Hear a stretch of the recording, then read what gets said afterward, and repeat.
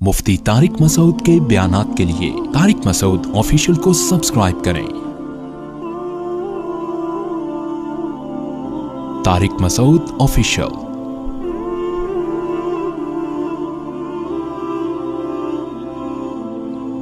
24वें पारे में अल्लाह ताला ने इरशाद फरमाया, जो शुरू हो रहा है, फमन अज़लमु मिम्मन कज़ब अलल्लाहि व कज़्ज़ब बिस्सिद्क़, उससे बड़ा जालिम कौन होगा जो अल्लाह पे झूठ बांधे। ये कुरान की इस्तिलाह में इसकी आवाज़ थोड़ी सी गूंज नहीं रही है इसको दोस्त। कुरान की इस्तिलाह में सबसे बड़ा जालिम वो है जो अल्लाह पे झूठ बांधे, यानी ये कहे कि ये बात अल्लाह ने कही है हालांकि अल्लाह ने वो बात ना कही हो। तो ये सबसे बड़ा जुल्म इसलिए है कि जब किसी जिम्मेदार आदमी की तरफ आप ऐसी चीज की निस्बत करते हो जो उसने नहीं की है, तो ये जुल्म कहलाता है, जुर्म कहलाता है। फिर जिसका रुतबा जितना बड़ा होगा उसी हिसाब से जुल्म भी बढ़ जाएगा। आप ऐसे ही किसी चलते फिरते आदमी के बारे में कहते हैं इसने ये कहा है, उसको पता चलेगा कि अगर मैंने तो नहीं कहा, तो बस थोड़ा सा सॉरी कर लें, बात ख़त्म हो जाएगी। लेकिन जैसे जैसे रुतबा बड़ा होगा आपके जुर्म की नौइयत बढ़ती चली जाएगी। नबी सल्लल्लाहु अलैहि वसल्लम जो कुछ भी कहते थे उसके बारे में आपने हमें बताया था कि मैं अल्लाह का सफ़ीर हूँ, नुमाइंदा हूँ, मैं अपनी तरफ से कुछ नहीं कहता। और अल्लाह के बारे में इंसान के फितरत में अल्लाह ने ये बात डाली हुई है कि जो कायनात को बनाने वाला है वो कभी गलत बात कह नहीं सकता। उसके कलाम में निकला हुआ एक एक हर्फ वो पत्थर पे लकीर है। तो अब आप बताइए कि मोहम्मद सल्लल्लाहु अलैहि वसल्लम ने जब ये दावा किया कि मैं अल्लाह का रसूल हूँ, और फिर आपने बहुत सारे अहकामात दिए, नमाज पढ़ो, रोज़ा रखो, ज़कात दो, वालिदैन के साथ ये सलूक करो, ज़िना से बचो, दाढ़ी रखो, औरत पर्दा करे, ये जो कुछ हम कर रहे हैं, ये मैं यहाँ बैठा हुआ हूँ, ये इसलिए बैठा हूँ कि मोहम्मद सल्लल्लाहु अलैहि वसल्लम ने हुक्म दिया कि तबलीग करो। आप लोग तरावी पढ़ने आए मस्जिद में, क्यों आए भाई? नबी की सुन्नत है, नबी ने किया। तो इतनी ज़्यादा टेंशन में जो मुसलमान आए हुए हैं और गोरों की तरह लाइफ को एंजॉय, आप तो बाहर से आए हैं ना, गोरों को आपने हमसे ज़्यादा देखा है, लाइफ को उस स्टाइल में हम एंजॉय नहीं कर रहे। तो इसलिए नहीं कि मोहम्मद सल्लल्लाहु अलैहि वसल्लम ने कहा है, ना ना ना ना, इसलिए नहीं भाई। एक इंसान किसी इंसान को फॉलो नहीं करता। हर इंसान कहता है भाई मैं भी एक इंसान हूं, तो ये भी एक इंसान है। आपका दोस्त आपसे कहे कि ये पैसे उठा के फलां को दे दो, जेब से पैसे निकालो अपने, 50,000 रुपए फलां को दे दो। आप कहेंगे भाई तुझे अगर ज़रूरत है तो दोस्ती में तुझे देने के लिए तैयार हूं, फलां को दे दूं क्यों? तो वो वैसे ही मैं कह रहा हूं। तो आप शायद एक आध दफ़ा दे दो, उसके बाद आप बोलोगे भाई हमारी तेरी दोस्ती ख़त्म, तू तो पता नहीं मुझे क्या क्या कह रहे, ये कर दो, वो कर दो, फलाना कर दो, ढिमकाना कर दो। इंसान को ऐसे फॉलो नहीं करता।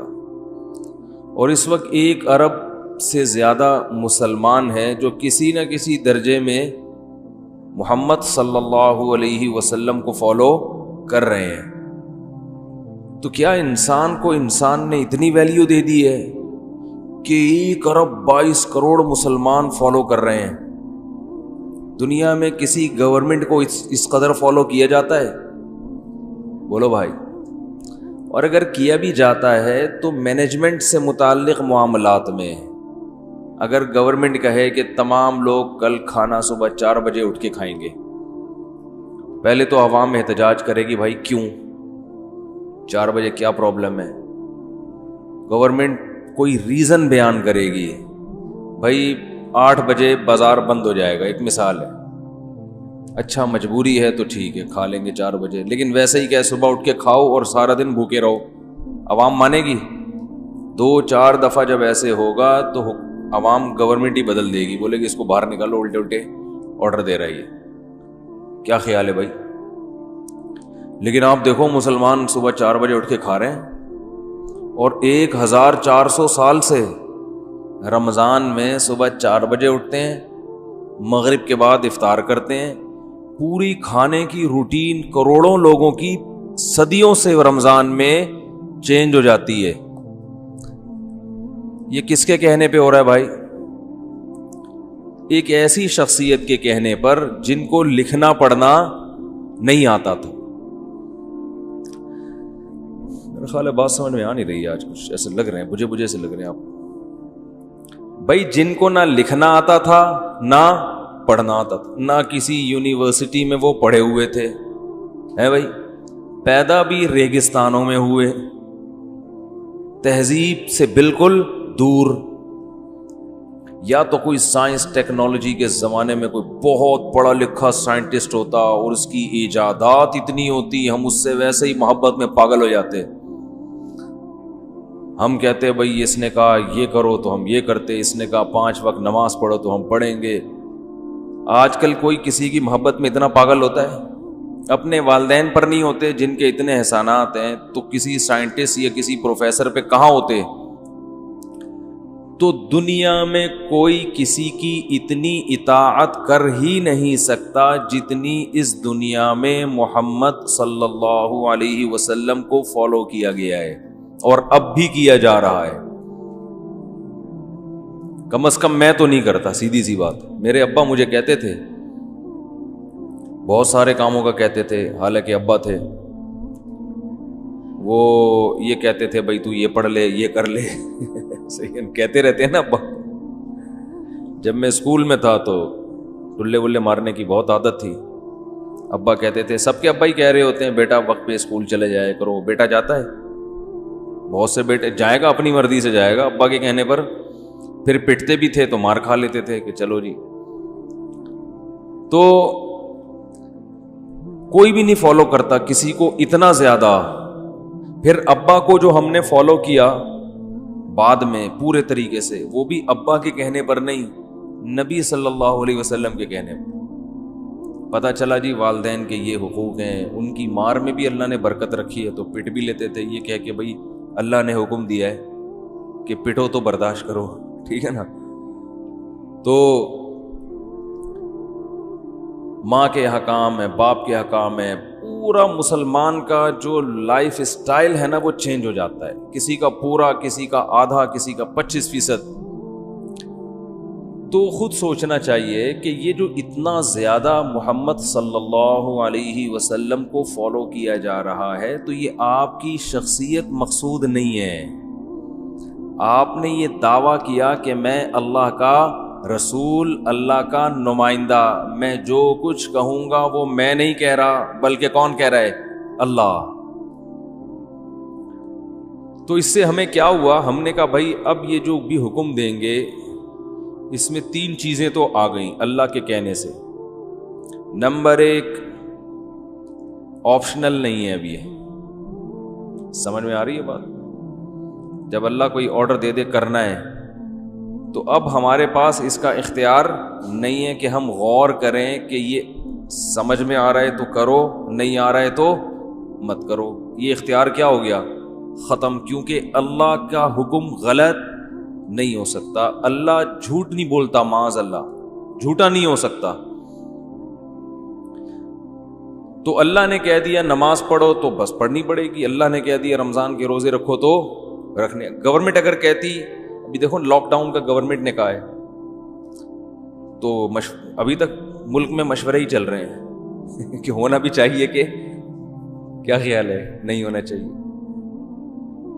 تو چل ہی رہے ہیں، بلکہ وفاقی حکومت میں اور صوبائی حکومت میں پھڈے چل رہے ہیں، اور پھر ایک کہہ رہے ہونا چاہیے، دوسرا کہہ رہے نہیں ہونا چاہیے، پھر جو ایک مخصوص طبقے کو انہوں نے جلوس کی اجازت دے دی، اس پہ ایک بہت بڑا سوالیہ نشان کہ وائرس کیا سنیوں پہ آتا ہے، شیعوں پہ وائرس کا اثر نہیں ہوتا. مسجدیں بند کی ہوئی ہیں 2 مہینے سے اور ایک جلوس کو اجازت دی جا رہی ہے. یہ کون سی انسانیت ہے؟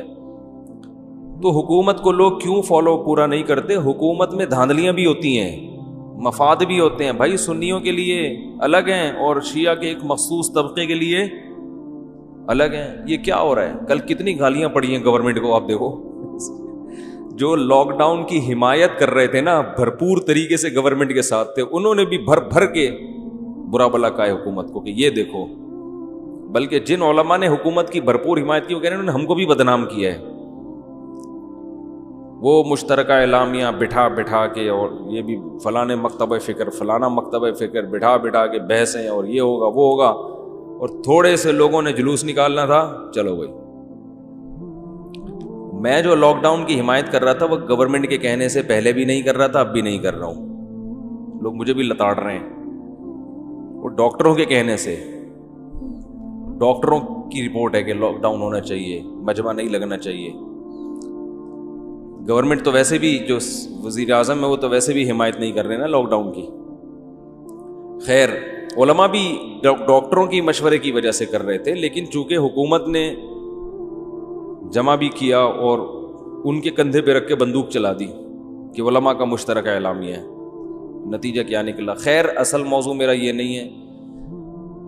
انسان حکومت کی بات مانتا ہے، اس میں اگر اختیار دیا جائے نا تو وہ بحث کرتا ہے، یہ یوں ہے تو یہ یوں ہے تو یہ یوں ہے تو یوں ہے. لیکن جب اللہ کی بات آ جائے، اگر آپ کو یقین ہے کہ یہ اللہ نے کہا ہے تو آپ کو اس کو فالو ہر قیمت پہ کرنا پڑے گا. تو پھر تو آپ کو ہر قیمت پہ اسے فالو کرنا پڑے گا. نہیں کرو گے تو آپ خود اپنے اوپر خود کو گنہگار سمجھتے ہو، خود اپنے اوپر کو سزا بھی دے دیتے ہو. نماز میں آپ سے غلطی ہوتی ہے، اس کی سزا ہے سجدہ سہو. تو کوئی آپ کو آ کے کہتا ہے کہ غلطی کی ہے 2 سجدے اضافی کرو، پینلٹی ہے یہ؟ کوئی کہتا ہے؟ آپ غلطی خود کرتے ہو، اپنے اوپر گواہی بھی خود ہی قائم، مقدمہ بھی خود ہی کر کے سزا بھی خود ہی دے دیتے ہو اپنے آپ. کوئی پوچھنے والا نہیں ہوتا، بلکہ لوگ پوچھتے ہیں خیریت آج 2 سجدے آپ نے اضافی کر لیے. ایسا ہی ہوتا ہے کیا نا؟ تو غلطی ہوتی ہے تو انسان اپنے آپ کو گنہگار سمجھتا ہے. تو اللہ کی بات ایسی بات ہے کہ جب اللہ نے ایک بات کہہ دی تو وہ پتھر پہ لکیر بن گئی. تو آج پوری دنیا میں جو مسجدیں آباد ہیں رمضان میں، یا جو کچھ مسلمان کر رہے ہیں، یہ محمد صلی اللہ علیہ وسلم کے کہنے کی وجہ سے نہیں، بلکہ اس وجہ سے کہ مسلمانوں کا یہ عقیدہ ہے کہ آپ جو کچھ کہہ رہے ہیں وہ آپ نہیں کہہ رہے، بلکہ وہ اس کائنات کو پیدا کرنے والا کہہ رہا ہے. اور پیدا کرنے والا خالق جب کوئی بات کہتا ہے تو اس کے بارے میں انسانوں کی نیچر میں اللہ نے یہ بات ڈال دی ہے کہ وہ بات غلط نہیں ہو سکتی. ایک بات تو یہ ہے. دوسری بات یہ، جو پیدا کرنے والا ہے اس کے بارے میں اللہ نے انسانوں کی نیچر میں یہ بات بھی ڈال دی ہے، اپنے بارے میں یہ بات بھی ڈال دی ہے کہ وہ جب اس کو فالو کرو گے تو جتنا اجر وہ دے گا اتنا کوئی اور بدلہ دے نہیں سکتا. اس لیے بھی ہم کرتے ہیں صبح 4 بجے اٹھ کے، بہت سے تو سو ہی نہیں رہے رمضان میں، صبح 4 بجے اٹھ کے جو ٹھونس رہے ہوتے ہیں اپنے پیٹ میں، اور پھر سارا دن پیٹ کمر سے چپکا رہتا ہے. عصر کے بعد حالت کیا ہوتی ہے بتاؤ؟ باپ کے کہنے پر کوئی یہ کرے گا؟ 1 دن کر لے گا، 2 دن کر لے گا، اس کا ابا پورا مہینہ ہو گیا، خیریت، لڑائی جھگڑائی پہ آ جائے گا، گھر سے نکل جائے گا، ابا آپ کے حقوق ہیں مگر اتنا مجھے نہیں پتا تھا کہ اتنے زیادہ حقوق ہیں کہے گا. جتنے بھی احسانات ہو بولے گا بھائی اتنی زیادہ ہو گئی ہے، یہ 1 دن بھوکا رہ گیا، 2 دن ہو گیا، پھر 1 مہینہ، پھر ہر سال اسی مہینے ہے. بھائی یہ کیا ہے؟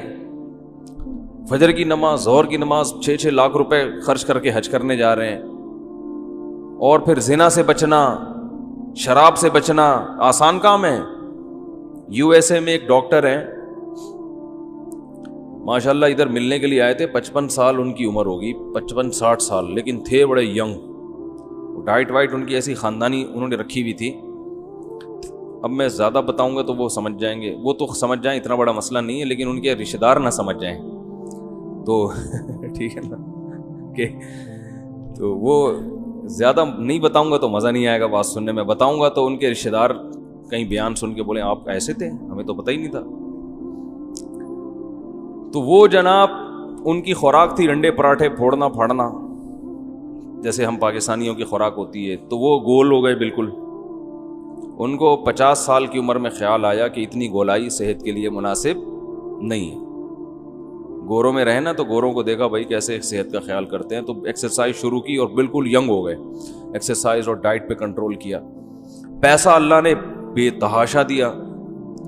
تو مجھے کہنے لگے کہ اتنا پیسہ اللہ نے مجھے دے دیا ہے اور اتنے بڑے عہدے پہ اللہ نے مجھے وہاں امریکہ میں پہنچا دیا ہے کہ ایک سے ایک خوبصورت لڑکی میرے دائیں بائیں گھومتی ہے, اور وہاں تو زنا کرنا بہت آسان. اور اپنی والی قریب الاکسپائر, میں یہ تو نہیں کہہ رہا, یعنی واجب الاکسپائر سمجھ لیں آپ. قریب الاکسپائر بھی اب یہ ٹرم گاڑی ہے, علماء تو سمجھیں گے, آپ لوگ پتہ نہیں سمجھیں گے نہیں سمجھیں گے. واجب الاکسپائر سمجھتے ہیں, کہتے ہیں واجب التعزیر, اس پر تعزیر لگانا کیا واجب, اور ایک ہوتا ہے واجب الاکسپائر, یعنی قریب ہے کہ انا للہ ہو جائے. بیچاری عمر زیادہ ہو گئی, بیماریاں 10 قسم کی, اٹریکشن بالکل بھی نہیں ہے, محبت ہے, بیوی ہے, بچے ہیں اس سے, خود بالکل ینگ. کہتے ہیں الحمدللہ آج تک کبھی زنا بولو بھائی نہیں کیا. ایک جوان آدمی اور صحت مند آدمی جس کے پاس بے تحاشا دولت ہو, ایسے ملک میں رہتا ہو کہ وہاں پکڑا بھی جائے تو کوئی جرم نہیں سمجھا, اور چھپانے کے تو سینکڑوں راستے ہیں, ہر ایک تھوڑی پکڑا جاتا ہے, سینکڑوں راستے ہیں. اور حلال پر بھی, حلال کا بھی بیچارے کا انتظام, یعنی عملی طور پر وہ انتظام بھی نہیں ہے, نام کو ہے بس, کہ عملی طور پر وہ بھی ممکن نہیں. لیکن وہ اپنے آپ کو بچا رہا ہے, زنا سے دور بھاگ رہا ہے. کیوں؟ محمد صلی اللہ علیہ وسلم کا حکم. اب آپ بتاؤ, ایک آدمی اپنے آپ کو جو 24 گھنٹے اس ماحول میں رہتا ہو اور لڑکیاں خود آفر کرتی ہوں اور بے تحاشا پیسہ ہو, حلال کا انتظام بھی نہیں ہے, بیوی بیچاری بوڑھی ہو گئی, کوئی بیماری لگ گئی اس کو, کیا ہو گیا, اس کے باوجود وہ زنا سے بچ رہا ہے. نہ کوئی بے عزتی کا خوف, بلکہ وہاں تو نہ کرو تو بعض دفعہ بے عزتی ہوتی ہے کہ پتہ نہیں کوئی بیماری ہے اس کو یا کیا مسئلہ ہے اس کے ساتھ.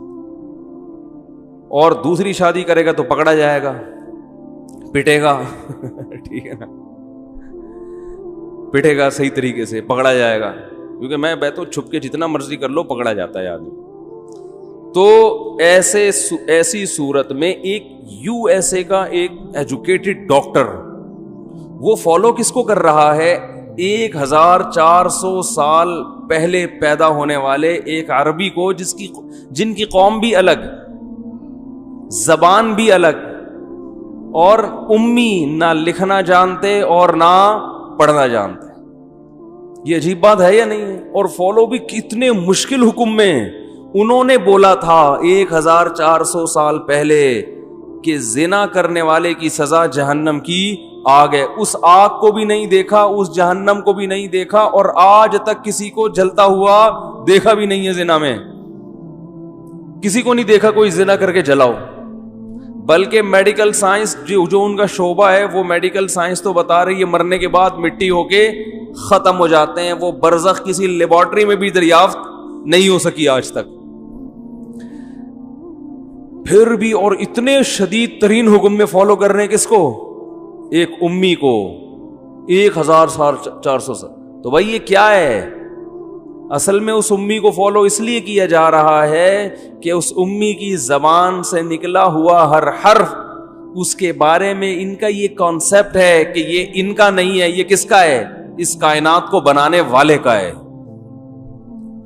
تو چونکہ جب آپ اللہ کی طرف نسبت کر کے کوئی بات کہتے ہیں تو وہ اتنی اسٹرانگ ہو جاتی ہے کہ اس کا ایسا اثر کہ 2000 سال 1500 سال کے بعد بھی لوگ آپ کو فالو کریں گے. تو اس لیے اللہ نے فرمایا کہ اللہ کی طرف نسبت کر کے کوئی بات کہنا یہ ہلکا معاملہ نہیں ہے. اگر آپ نے جھوٹ نسبت کر دی تو ومن ازلم، اس سے بڑا ظالم اللہ کی نظر میں کوئی ہو نہیں سکتا، کیونکہ اس کا امپیکٹ بہت زیادہ ہے.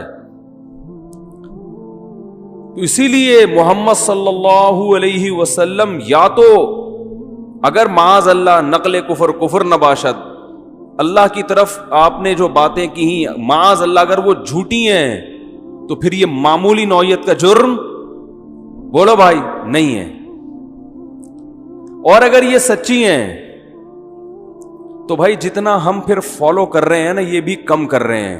ہمیں مکمل اپنے آپ کو محمد صلی اللہ علیہ وسلم کے حوالے کرنا پڑے گا.